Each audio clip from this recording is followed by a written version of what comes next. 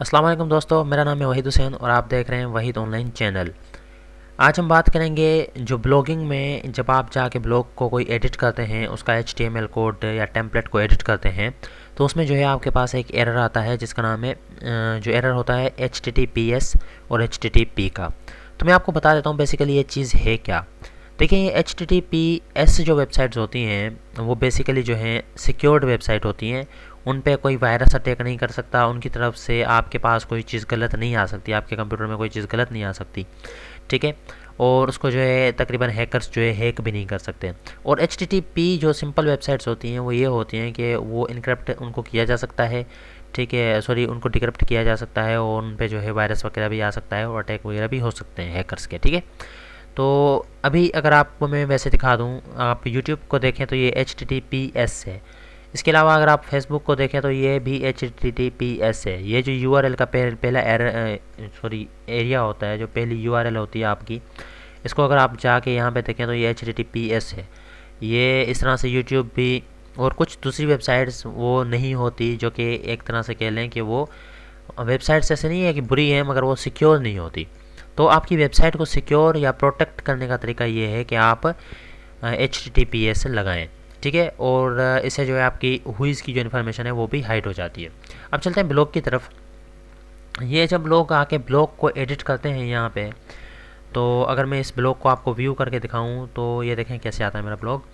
अब इसके साथ यहाँ पे कोई HTTP वगैरह की कोई चीज़ नहीं आ रही, ठीक है। तो इसमें HTTP नहीं है तो ये ब्लॉग एक तरह से सिक्योर नहीं है, ठीक है। इसमें इसकी SEO भी अच्छी नहीं होगी और इस पर अटैक वगैरह भी हो सकते हैं, इस पर वायरस वगैरह भी आ सकते हैं। तो इसको सिक्योर करने के लिए हमारे पास ब्लॉगर में ऑप्शन होता है कि हम अगर यहाँ पे टेम्पलेट में जाते हैं और अगर मैं आपको टेम्पलेट एडिट करके दिखाऊँ यहाँ पे, तो ये एडिट HTML इस पर जाता हूँ तो यहाँ पे मेरे पास जो है एरर आ जाता है, ठीक है। ये देखिए मेरे पास एरर आ रहा है, editing your template so that it mixes HTTP and HTTPS may affect the security and user experience of your blog when it is viewed over HTTPS। अब एक तो बात ये हो गई कि मेरा ये सिक्योर नहीं है, अब मैं इसको सिक्योर कर लेता हूँ। दूसरी बात, इस एरर की बात करते हैं तो ये एरर इस चीज़ का आता है कि आपके जो कोड्स हैं, ये HTML जो कोड्स हैं आपके ब्लॉग के, इनमें जो है आपने दोनों यूज़ किए हुए हैं। कहीं पे HTTP यूज़ किया हुआ है, कहीं पे HTTPS यूज़ किया हुआ है। अब इसमें जो है आप हर जगह पे जाके अगर HTTP को हटा के HTTPS कर देंगे तो हो सकता है कि आपका ब्लॉग जो है वो सही से फंक्शन ना करे, ठीक है। मगर हम ओवरऑल सारे ब्लॉग को जो है सिक्योर ज़रूर बना सकते हैं। हम HTTP से हट के HTTPS की तरफ जो है अपने ब्लॉग को ले जा सकते हैं, ठीक है। मगर ये एरर हमारा जो है फिर भी यहीं पे रहेगा।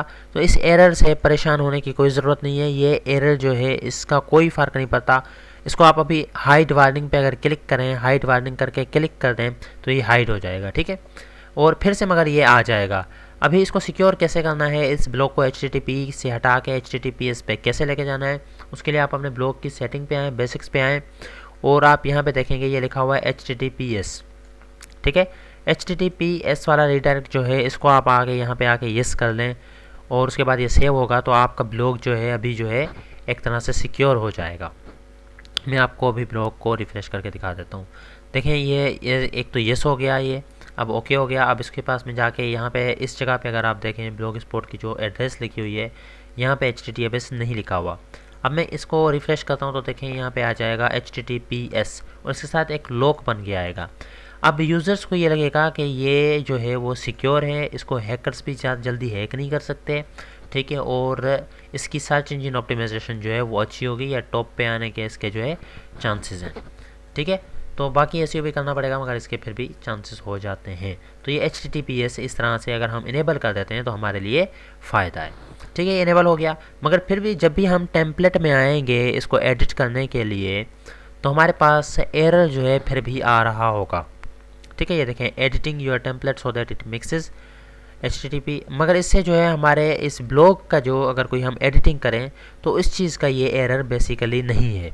मैं आपको करके दिखा देता हूँ। यहाँ पे मैं ख्वामखा कोई चीज़ गलत लिखता हूँ, फिर मैं देखता हूँ कि इसमें जो है कोई फ़र्क पड़ा या नहीं। अब मैंने यहाँ पे कोई एक चीज़ गलत लिखी, मैं इसको सेव टेम्पलेट करता हूँ तो आप देखें आपके पास जो ब्लॉग का जो एरर आएगा वो कुछ इस तरह से होगा।